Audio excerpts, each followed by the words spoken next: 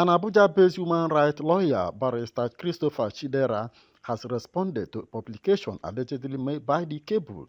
In a statement made available to journalists and signed by the lawyer, said, and I quote, "The article published by Thecable under the laughable headline How Nnamdi Kanu Sought to Please Southeasterners with Hilarious Propaganda is a textbook example of cowardly journalism steeped in ignorance, deceit, and a tiny veiled contempt for truth.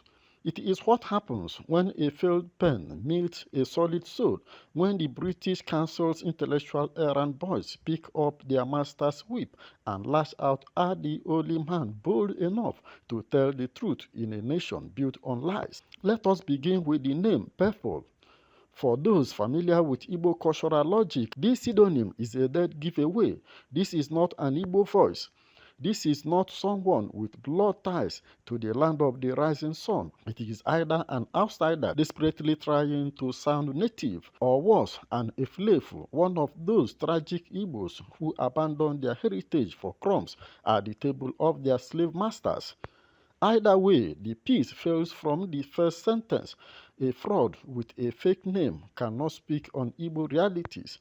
The statement said that the aim of the article is transparent, to sow division between Mazi Nnamdi Kanu and his people, to demystify him, and to paint him as a purveyor of baseless conspiracy theories. But what this amateur hatchet job reveals is a deep British-sponsored panic at Nnamdi's growing hold on the Igbo collective psyche. Panic at his ability to awaken even the most reluctant mind to the reality of the Nigerian deception. The statement further said, what the writer and their British handlers fail to understand is that Nnamdi Kanu does not need propaganda to win the loyalty of his people. He has consistency. He has suffered more in pursuit of freedom than all these cowardly pen welders combined. He was abducted, tortured, renditioned, and yet he remains unbroken, while his critics remain unknown, irrelevant, and afraid. Let us address the real question. If Nnamdi Kanu is so full of hilarious propaganda, why has the Nigerian government never charged him with the very thing they claim? The allegation that President Buhari died in 2017 and was replaced by an impostor.